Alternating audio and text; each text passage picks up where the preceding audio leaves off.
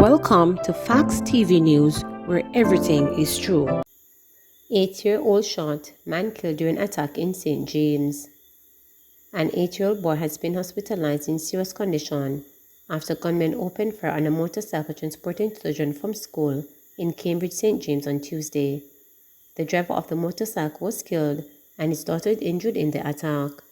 He is 32-year-old Ocean Wilmot of a Cambridge address. It is reported that about 3:30 p.m., Mr. Wilmot picked up his daughter and the little boy from school. He was driving his motorcycle along the Bickersett Main Road when a motor car drove up. The occupants opened fire on Mr. Wilmot and the children. They were rushed to hospital where Mr. Wilmot was pronounced dead. Reporters were informed that the 8-year-old boy sustained bullet wounds to the chest and neck and has been admitted in serious condition. Mr. Wilmot's daughter sustained multiple injuries after she fell from the motorbike. She was treated at hospital. The police are keeping a close watch on the Cambridge community as Mr. Wilmot was the brother of Delano Boy Wilmot, who was fatally shot by the security forces in 2020. Delano Wilmot has been on the police most wanted list. Marked for death. A mother's warning for her targeted 22-year-old son, who on 2 previous occasions was shot and injured by gunmen in their Delacree Lane community, came to pass after the third and fatal attack Monday night. Novelet Forsyth and her family regularly told the first of 5 children, Maria Burrell, otherwise called Bulby, to be very careful. He has been watching his back in their greater community located in southern St. Andrew. The family said that Burrell's was the 3rd gun murder in their family since the start of the year. His cousin was killed on January 1 and another relative on July 23rd. The mothers of those deceased men were also from First Sky's side of the family home on Tuesday morning Burrell's death. Novelet told reporters that her son did construction work after he was forced to abandon classes at Hart Academy because of a gang war. "Me come outside right a million, and when my cousin come say a Romario, me run down the road, me see him on the ground, not talk or nothing," she said. He was said to be kind, helpful, and a bit of comedian. Relatives said that he had been shot twice in 2021. Everybody warned him, but he's not really a youth to walk up and down. He will go amongst him friend, and from him friend to him cousin and to him yard, his mother said. Reports from the Hunts Bay police are that about 8:35 p.m. along Delacree Lane, a gunman on foot opened fire hitting Burrell several times. Residents summoned the police who assisted the injured man to hospital, where he was pronounced dead. Householders have also called for better light into the community, adding that criminals use the cover of darkness to commit violent crimes. The St. Andrew South Police Division has recorded a 16% decline in murders year on year. Up to September 17, the division recorded 104 homicides, 20 fewer than the 124 people killed over the corresponding period in 2021. All major crimes in the division, except robberies and break-ins, have declined. Meanwhile, murders nationally have increased year on year by 8%. A total of 1,108 persons were killed up to September 17. Jamaica under severe weather alert. The Meteorological Service of Jamaica has issued a severe weather alert for Jamaica. The impact is expected over this weekend. It said a tropical wave is producing an area of disturbed weather east of southern Windward Islands and is about to enter the southern Caribbean Sea. The wave is showing signs of becoming better organized, and there is a high potential for development into a tropical depression over the next couple of days, the Met Service's first bulletin on the issue said. As the disturbance moves west-northwestwardly towards the Caribbean later this week, there is an increased threat to severe weather to Jamaica as it moves close to the island and over its torrential waters by Saturday morning. It is also likely that it would be a tropical cyclone at this time, it said. Fishers on the caves and banks are being urged to complete their preparations and be on alert to evacuate. The Met Service said that follow-up bulletin will be issued in short order. St. Ann man accused of stealing cash, blow dryer, and underwear charged. A St. Ann hotel worker who was held in the parish last week, stolen items, was charged by detectives on Tuesday.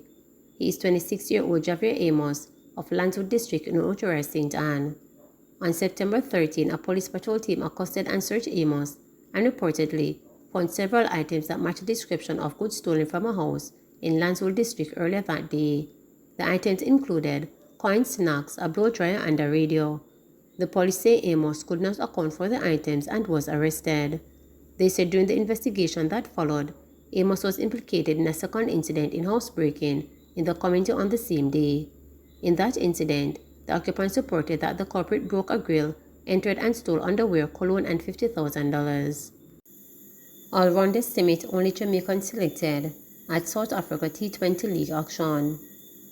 All-rounder Odean Smith was the lone Jamaican player selected at the inaugural South Africa T20 League SA20 auction for the 2022 tournament.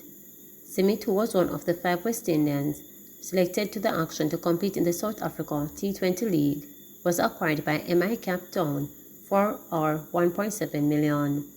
The franchise had signed Guyanese all-rounder Romeo Shepherd before Monday's auction. All-rounder Kimo Paul of Ghana and St. Lucian wicket-keeper batsman Johnson Charles who joined previously drafted Barbadians Jason Holder and Kyle Mills at Durban Super Giants. Among the West Indies players on the action list who went unsold were Carlos Brathwaite, Roston Chase, Brandon King, Jaden Seals, Liz Simmons, Hayden Watts Jr., and Shea Hope. All gone.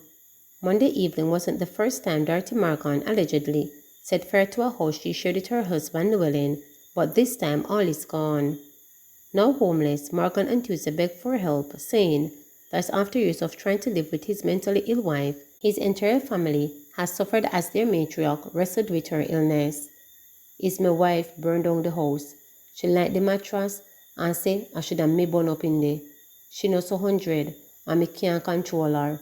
And she talk all the while say she go burn down the house." The elderly man said again that although they shared the 3-bedroom house, they occupied separate rooms. He said he was at work when he got the devastating news that their house in Ebony Grove, Yorktown, Clarendon, had been gutted by fire. It happened sometime after 6 p.m. on Monday. She was at home by herself when the incident happened, as somebody who can move about and wash her own clothes and look after herself, he explained.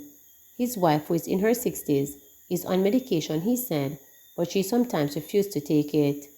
Her daughter carry her to doctor and she get medication, and sometimes she take it and another time she not take it. Even when we mix it up in a tea, there are times when she not drink it either. She have a head problem more time. A good time she have it, many years now. Sometimes she alright and sometimes she not alright. More time she go on like a she rule. Even the picking them try talk to her, but everybody afraid her, he lamented.